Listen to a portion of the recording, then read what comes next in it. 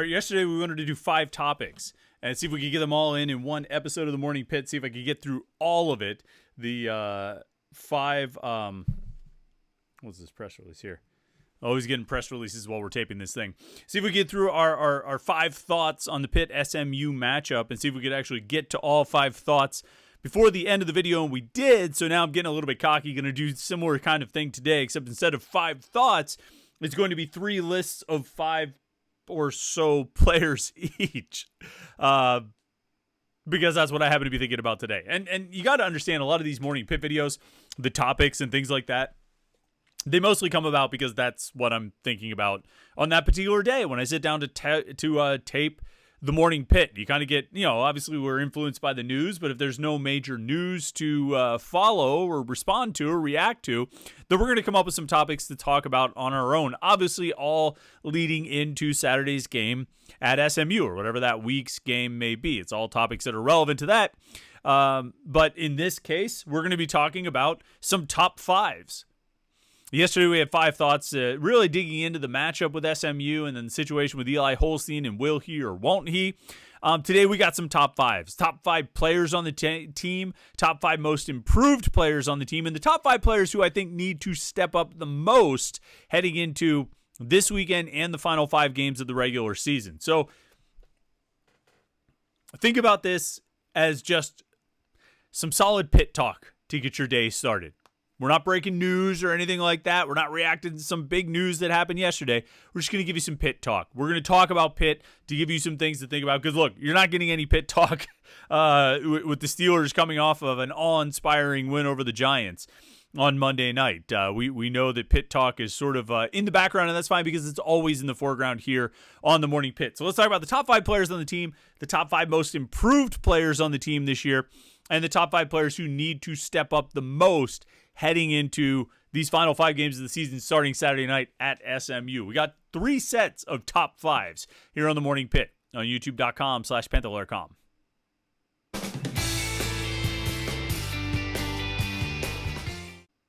I mean, they're top 5s, but really some of these lists have 4 or 7, or it's a group, a position group in part, so it's not a perfect top 5, but it's pretty much a top 5. So and that's good enough to sort of group it that way or talk about it that way. That makes it easy to it's far more palatable. Everybody always talks about top 5s. That's what everybody likes. Nobody ever does top 4s or top 7s. I mean, unless you're a recruit announcing your final schools,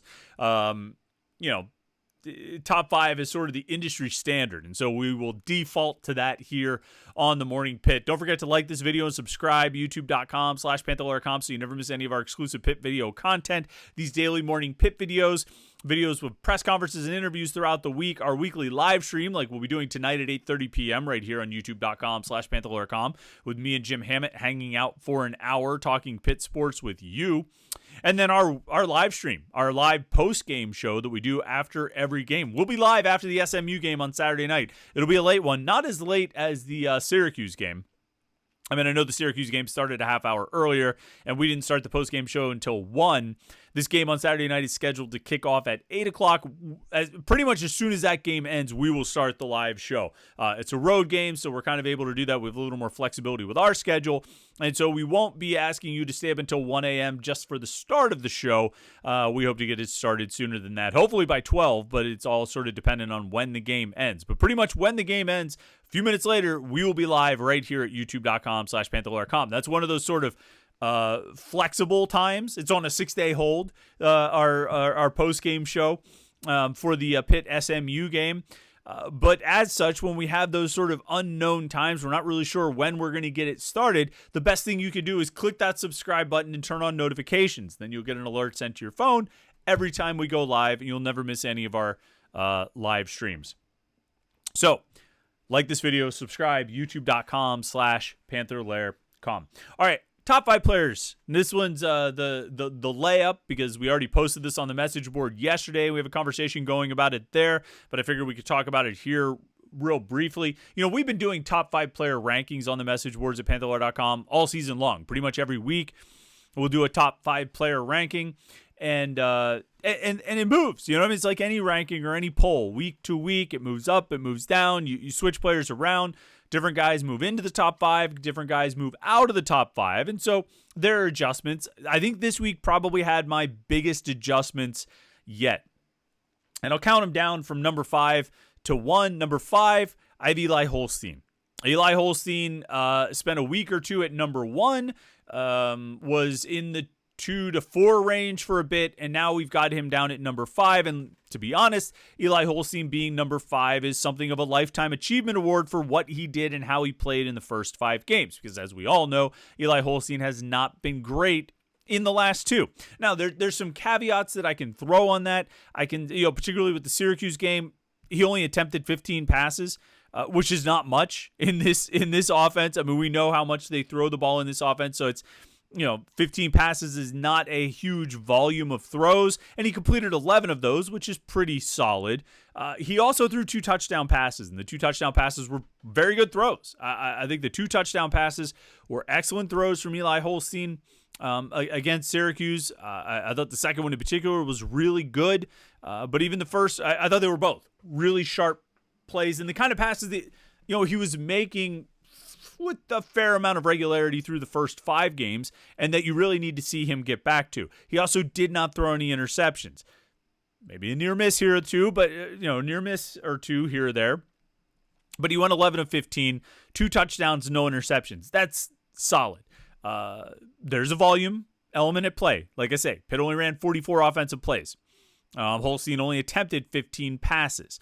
So you have to take that into consideration. You would like to see a big step forward, but for now, we're keeping him in the top 5 because he's been that good on the season as a whole. He was announced as an official candidate for the Davey O'Brien Award, presented the best quarterback in the nation. That announcement came yesterday. So, Holstein, obviously the body of work reflects well on him, but the most recent performances have not been his best. He needs to take a big step forward. And so, for all the things that are riding on this game on Saturday, and there's a lot at stake for Pitt, no question about it. But one of the biggest, probably underrated storylines is that Eli Holstein could potentially drop out of my top 5 player rankings if he doesn't play well against the Mustangs on Saturday. So he needs to know what's at stake, right? You got to know what's on the line in any big game, and this game is a big one, and for a lot of reasons, and that's certainly one of them. So we're keeping Holstein at number 5 for now. Right ahead of him at number 4 is Ben Sauls. And, maybe it's a little bit of depth chart justice. It's a little bit trying to light a fire under Eli Holstein by putting the kicker ahead of him. But Ben Sauls, I mean, how many different ways can I say it? He's been unconscious this season. He's been out of his mind. He's a perfect 12 of 12. And he's a perfect 4 of 4 beyond 50 yards. He's a perfect, I think, 6 of 6 from 49 and out. Ben Sauls is a machine right now, an absolute machine. And he has had not a small He has been a not small piece of a number of Pitt wins, particularly Cincinnati, West Virginia, and Cal. I mean, he has been huge all season long and is such a weapon. Now, if Eli Holstein gets back to doing what Eli Holstein has been doing, Ben Sauls will drop down to number 5 or potentially out if someone else makes a case for moving into the top 5. But right now, Ben Sauls, I think, if you talk about how players vis-a-vis how good they are at their positions, I don't know if there's anybody on Pitt's roster who's better at his job than Ben Sauls is at his. But he is also a kicker, so we can't go too crazy with it. We'll put him at number 4. Number 3 for me on the best players of the season, the top 5 players of the season so far, is Desmond Reed. Desmond Reed has been ranked higher. He's been number 1 for a while, and he's been in the top 3 most of the season. He stays in the top. I think he's been in the top 2 most of the season, actually, on my rankings. He stays at number 3 here. I think it was a volume element. He still averaged better than 4 yards per carry. Didn't get a lot of opportunities. No targets in the passing game against Syracuse. But again, everything with the offense comes with that caveat that they just didn't run a lot of plays. He still was able to make plays. I mean, he still had, even if you want to look at the Cal game and he had 160 rushing yards or whatever it was, 72 came on the one long run. They did, but they also count. And that's the kind of thing that Desmond Reed can do. I'm not going to hold it against him, the fact that he's really fast and can take off and score from anywhere on the field and has multiple 70-yard touchdown plays this season. I'm not going to hold that against him. That's part of his game. He may not be a consistent down-to-down 4-yard guy, even though he averaged 4+ against Syracuse. But I think the fact that he is maybe the most explosive offensive player on this team, and one guy who truly can turn any touch into a touchdown, regardless of where they are on the field, and regardless of what kind of touch it is, whether it's a handoff, it's a pitch, it's a pass, whatever it may be, all those things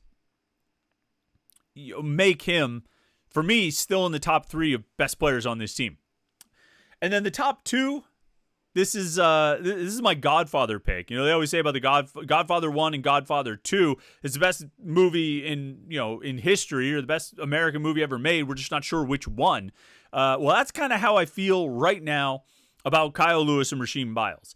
I put Lewis at number 1 because he's got a more developed stat line, I guess you would say. But if you want to make a case for Rasheem Biles being the number 1 player on this team right now, as we sit here after 7 games, you're not going to get any argument from me.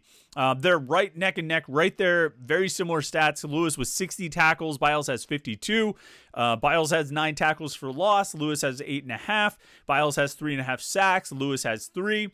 Lewis has 3 interceptions, and Biles has 1. So, all right around that same area. One key qualifier that's important to add is that Rasheem Biles has only played 6 games. So he's right there with Kyle Lewis stat-wise, but in fewer games. A little bit more tackles for loss and sacks. Obviously, quite a bit more on a per game basis, I should say. But Lewis also has the 3 picks, whereas Biles just has 1. He should have 2 or 3 by now, but he just has 1. They both have a touchdown. I give the edge to Kyle Lewis because I think he's been one of Pitt's best players all season long. But whatever edge there is, it's not very big. And again, you could make a pretty good case for either one of those guys being the number 1 player on the team currently after 7 games. All right, let's talk about the most improved players on this team. Most improved, and we'll say this from last year to this year, roughly, and we'll kind of allow a little bit for breakouts of most improved, or biggest breakout. And I think, Pat Narduzzi said this on Monday, and I tend to agree with him. I don't know if he's my number 1 guy, but I would definitely put him in the top 2, I would say, of most improved players this year is Caleb Junko. Caleb Junko was not good last year. I think by his own admission, he was not good. We talked to Jacob Bernowski, the special teams coordinator, yesterday, and he said that. He said that Caleb Junko felt like he wasn't very good in 2023, and Caleb Junko would be right about that. He was a bit of a liability. He did not help Pitt in terms of field position at all, which is a bad thing when your offense struggles. He was out there a lot, he punted a lot, and he punted poorly a lot. This year, not so much. I don't think he's punting as much as he did a year ago, but he is punting much better than he did a year ago, much more consistently than he did a year ago. And Pitt is getting I wouldn't go so far as to say it's a weapon, but it's to Pitt's advantage when they have to put the punter out there, because they're probably going to pin the other team's offense back in difficult field position for the other team's offense, favorable field position for Pitt's defense. And so, and that's all a credit to Caleb Junko. I think he's done a great job this year. I think he's had a number of punts where he got big distance out of it because they hit the ground and rolled, but that all counts. He's also had good punts with good hang time to, allow the coverage unit to get downfield and make plays and make stops. I think Caleb Junko has been, if he's not, I put him in the top 2 most improved players this year. Pat Narduzzi said he might be number 1. I would certainly put him up in the top 2. The other guy I would put in that top 2, the guy who I'd probably put at number 1, is Brandon George. And Brandon George, this might be a breakout season as much as it's a most improved. But Brandon George is doing things this year he has never done before, like starting games, like playing the bulk of the snaps. He's playing a ton, and he is producing. 52 tackles for Brandon George, 3 tackles for loss, a sack, an interception, a forced fumble, a fumble recovery. He scored a touchdown on a blocked punt recovery. Brandon George is having his best season. As a 6th-year senior, Brandon George is playing as well as he's ever played. He's playing better than he's ever played. He's in there as a full-time starter at middle linebacker. He's playing the bulk of the snaps, and he's not a weakness or a vulnerability. I would admit this to Brandon George, and maybe with a little bit of an apology. for the better part of the last 5 years, I wasn't sure that Brandon George would ever find himself in this position. He felt a little bit like a Chase Pine, although Chase Pine ended up in the starting lineup at a certain point. But a guy who just, as long as there's someone else, that guy's probably going to be the backup. As long as there was a Servassier Dennis or whoever it might be, Chase Pine and Brandon George, it just sort of felt like they're going to be backups. And that's kind of it. And again, I know Chase Pine spent a good deal of time in the starting lineup, but Brandon George never did. And it just kind of felt like that was going to be his role. This year, he steps into a starting job. He earns a starting job. I shouldn't say he steps in. He earns a starting job at middle linebacker and has played great. I think he's been really good. And we talk a lot. We're going to continue talking a lot. We've been talking a lot about those outside linebackers. I mean, I gave you my top 5 list. 2 outside linebackers are the 2 best players on this team. Maybe if Eli Holstein drops out of the top 5, Brandon George will climb into it. I think Brandon George has just, again, he's had his best season, and it's been fun to watch as a result. I would say Sean FitzSimmons. I would put in the most improved category, although this might count as more of a breakout season for FitzSimmons. Didn't play last year due to an injury, or played very little. I forget if he got a game or 2 in, but missed a lot of time with an injury. The year before, he was a true freshman, and now he has made a huge defense for this difference. A huge difference for this defense. Playing really well at defensive tackle. He's just played the last 3 games. He started all 3 games. I think he's made a pretty big impact, either in his ability to get through the offensive line and pressure the quarterback and make plays in the backfield, or what he's able, because of how he gets through the offensive line, what he's able to open up for his teammates on the defensive line. It's not a surprise to me that, the Carolina game, Sean FitzSimmons comes back and they get a lot of pressure on Jacoby Criswell. They maybe only got 1 sack, but they hit him a lot. They got after him a lot. They pressured him. They made him uncomfortable. It's not a surprise to me that in Sean FitzSimmons' second game back, they get 6 sacks and Jimmy Scott ends up with 3. I don't know if Sean FitzSimmons gets credit for all 3 of those sacks from Jimmy Scott, but I think he had an impact. And I don't think it's a surprise that last week, again, they got after Kyle McCord, and Sean FitzSimmons played a big part in that. Call it most improved, call it a breakout, whatever you want to call it. I think Sean FitzSimmons has been really good since he got back on the field. And then the final, and I said top 5, so I guess we'll count 2 guys here, even though we could group them into 1. It's the new corners. The new starters at corner, Rashad Battle and Rylan Gandy. Both guys have played in the past, so I guess you could say that they're most improved. I guess you could also say they're having breakout seasons, but I mean, I think we could say this is Brandon George's breakout season, Sean FitzSimmons' breakout season, Rylan Gandy and Rashad Battle's breakout seasons. Those guys are just playing really well. I think they are. There were quite. I think there were questions about how Pitt was going to replace Marquez Williams and MJ Devonshire and AJ Woods. I always sort of kept defaulting to they've been able to just keep rolling new corners out there, for the past few years because they've recruited well. So I'm just going to kind of assume they'll be able to do it again. And it turns out they have. And that's not meant to diminish the effort or what it takes to produce these good groups of corners like they have with the recruiting, the evaluation, the development.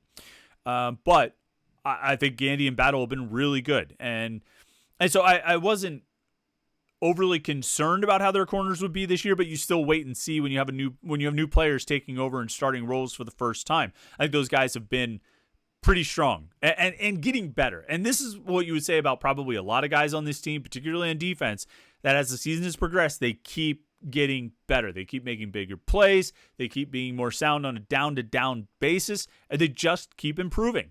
And I think that's the case with Gandy and Battle. I think they both played really well against Syracuse, even better than they did against Cal, and they played better against Cal than they did against Carolina, and so on and so forth. I think it's just been steps forward with that group, which is what you like to see, and I think they've played well. All right, the 5 guys who need to improve the most,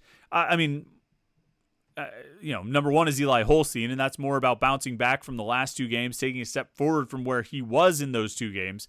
And getting closer to where he was in previous games. I tried not to repeat anybody between the top 5, the most improved, and the need to improve. And I thought I'd be able to get away with it, but I do have a little bit of overlap in here. Eli Holstein, a guy who I have the number 5 among the top players on the team, I am saying probably needs to improve more than any other player on the team. I've talked a lot about a young quarterback, a redshirt freshman quarterback is going to be steps forward and steps back, strikes and gutters, ebbs and flows, fits and starts, all those different, whatever, cliche you want to throw in there. That's what it's going to be with a young quarterback, and that's what it's been with Eli Holstein. You need to see a few more of those steps forward because it feels like he's been a bit of a lull for the last 2 games. Nate Matlack needs to step up. Like, Nate Matlack just can't get there to finish a sack. He gets there, but he just can't finish the sack. And so he's got 3 sacks on the season. 3 sacks on the season. But pressure-wise, he's still getting after the quarterback. He leads Pitt with 26 pressures, which incidentally, SMU has a defensive end with 41 pressures this year, so keep an eye on that, number 5. But Nate Matlack leads Pitt with 26 pressures, but he's only got the 3 sacks. He needs to finish a few more of those plays. That's going to be a challenge this weekend. Kevin Jennings can really run, the SMU quarterback. He's going to be tough to bring down, but Nate Matlack has to make plays. He's getting in the backfield. He's got to start finishing. And I keep waiting for it to be, that like breakout game where it just finally happens, where he just finishes and he gets like 3 sacks. But it happened. It was Jimmy Scott against Cal, not Nate Matlack, against a different team. So maybe this weekend would obviously be a great weekend for Nate Matlack to put it all together and finish some plays, but so far that's something missing. The offensive line, I don't think has been terrible. Pat Narduzzi said on Monday most of them, I think 4 out of the 5 played high average, which he says is not quite winning, but it's better than low average or losing. And I think they've been okay, but it's time to take a step forward. I think at this point you're entering game 8. Ryan Baer has been starting for more than a full season. When you go back to last year, BJ Williams has been a starter for basically a full season plus this year. Lenny Cooper is settled in there. Whether it's Ryan Jacoby or Jason Collier, they've both played enough. Terrence Enos is the new guy, but he's doing okay. And he's probably the one that you would say, okay, if it takes you another week or 2 to really take that step forward, okay, because you're really playing meaningful snaps for the first time. But as a whole, the offensive line just needs to take – it's time. It's time to take a step forward with that group. Like, I don't know how much longer you can wait because you're going to need that group to start asserting its will. You're going to need that group to start asserting its dominance and controlling the line of scrimmage to open up opportunities for the run game and to protect the quarterback. It has to start taking a step forward because I think there are talented players here. I think Ryan Baer is really good. I think BJ Williams is pretty good. I think Lenny Cooper's pretty good. I think the left side of the line, whether it's Enos, Jacoby, Collier, I think they're solid players. I think Enos has a pretty high ceiling. I think he can be pretty good. They've got to take that step forward. And then the last guys that I would say need to improve, it's some guys from, actually right there on the screen, some guys from the most improved category. It's the corners, Gandy and Battle. And I only say this about one thing. They need to get an interception. Like Rashad Battle and Rylan Gandy need to pick off a pass. They've been targeted. I just had this up and I closed it to look at Nate Matlack's pressure numbers. A combined total of 69 times. I mean, that's pretty nice, but they need, and they've only given up 4 touchdowns. So, it's not bad, but they need to, let me see. Pro Football Focus says they have 6 pass breakups between the 2 of them. Officially, Battle has been credited with 6 pass breakups and Gandy 2, so 8. I mean, like that's fine. Get your hands on the ball, make an interception. And I know Pitt's corners don't always put up big interception numbers, but I think that's the next step for Gandy and Battle is to make that game-changing play, not just a big stop on 3rd down, but actually taking possession away. It's all the linebackers. When you look at the interceptions for this Pitt team, they have 10 interceptions this season. Kyle Lewis has 3, and then the other 7 are spread out. Donovan McMillan, Rasheem Biles, Brandon George, Braylon Lovelace, P.J. O'Brien, Cruz Brookins, Tamarian Crumpley. Crumpley's the only corner on this team who has an interception this year. I want to look back at last year just to compare. And actually, so on the whole, as a team, they've matched their interception total from a year ago. They had 10 interceptions last year. They've already got 10 this year through 7 games. But MJ Devonshire had 4 interceptions at the cornerback position. Marquez Williams had 1 at the cornerback position. A.J. Woods had 1. And then P.J. O'Brien had 3, and Brandon George had 1. But that's 6 interceptions out of the cornerback position. Now, granted, one guy had 4, but the 3 main guys who played the most, who were all targeted the most, came away with picks. And so that's the one thing really that you still want to see from Battle and Gandy is make that. I don't want to say make that big play because it makes it sound like they haven't made big plays. They have made big plays. They've got big pass breakups, good tackling, big stops on 3rd down, 4th down, etc. You got to get that turnover now. You got to get a chance to go do a turnover dunk. You got to make that interception. So that's the one thing I'm still looking forward to see from those guys going into these final 5 games. All right, well, it took us about 25 minutes, but we got through all the topics. We did it again, so we're rolling. Don't forget, check out the message boards at Panther-Lair.com to submit your question for this week's mailbag on Friday. Look forward to always doing those, and we appreciate your participation.